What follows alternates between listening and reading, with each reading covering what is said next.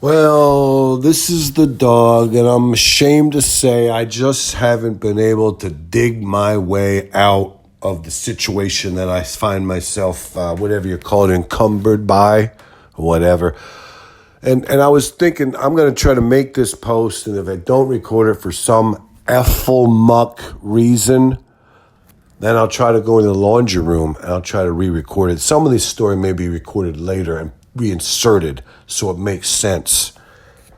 But the one thing I have to admit to is, as of this post, I'm back in the double wide trailer. I got so starved out I couldn't take it. What I did is I moped up one time when the other dogs were all lazing and sleeping, looking down from the knoll and having my voyeuristic life. I learned the comings and goings and, what fors and what have yous. I knew they were out in the back so that they could take pees or poops at their leisure, but it was a nice time of the year. There wasn't too many bugs. And so they would lounge on the porch, out in the sun in the crapping and peeing area. Ever since I left, they started taking them pooping everywhere again, and the St. Bernard pooping everywhere and rolling around in it. And the other dogs, the St. Bernard, it's an act, but I don't know who he's putting it on for. I mean, unless another dog comes, why would you just keep pretending you're a mental case, a half-witted moron? Why would you do that? But he's rolling around his own shit.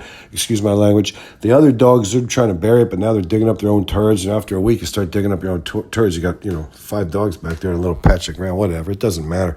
But anyways, they were out there lounging. So what I did is I moped up to the lady. And she knew that man was coming back pretty soon. She had inside information. Turns out he was trying to do a dry out thing. I think he went from a Vegas romp into a necessary detox. But the lady, she knew he was coming. Now, maybe my inner senses told me, but really what it is I could count on my ribs and I could see my vertebrae. If I looked behind myself I was starting to lose hair, I was getting thin spots on my hide. So I couldn't get enough to eat. So what I finally did one day, it just so happened the stoner little fawn was sitting there and he was all spaced out and he was just grooving on everything. And I realized, he's covered with ticks. There's ticks sticking at him. He's got mold. He's got some kind of disgusting crap in his ear. I realized this guy's tough as nails. This kid, he's no wonder he's stoned. He lives out in the woods all the time, So I couldn't take it anymore. I was starving. So I moped my way down. I knew everybody was quiet. I snuck around the side of the house real quiet. And when the sainted lady got out on her front porch, I kind of moped out of the bushes very humbly with my tail dragging down between the cracks of my ass. And she looked at me, and it was a little bit of a scary look, like, ooh, I could stab you. But then she smiled because she knew all she had to do was get me back in that harness, and then I would, I'd be, back in her clutches. But if the man showed up, then I would be there, And the first thing I was praying to God is she would feed me. This woman, she was not going to feed me anytime soon. She was very angry. It was like, latent hostility. She wasn't going to give me nothing to eat. And then when I got around the other dogs, oh my God, God bless, they stuck their noses right up my ass, like trying to smell the whole story in one gulp. I said, hey, calm down back there. Sniff a little longer, it'll last a little longer.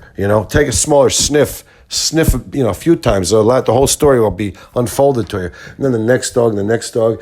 I was getting some sneers and some ugly looks, but I was so exhausted, so emaciated, so out of it. I didn't even care. I was like, I'm broken. That's the thing. Sometimes you think you're going to make a stand, you get the freedom, and then you realize you don't have the youth. When you're young, you have the freedom. Once you get old, you need the domesticity. It's just the way it is. I mean, it sucks, but you're not going to, like the man says, the man himself, I pray to God he comes back soon, but like he says, you're not going to get too many opportunities. That's probably went on the Vegas thing, probably overdid it, but anyway, he probably crashed and burned, did a tailspin, a corkscrew straight into the, you know what I'm saying? But it didn't matter. It's okay.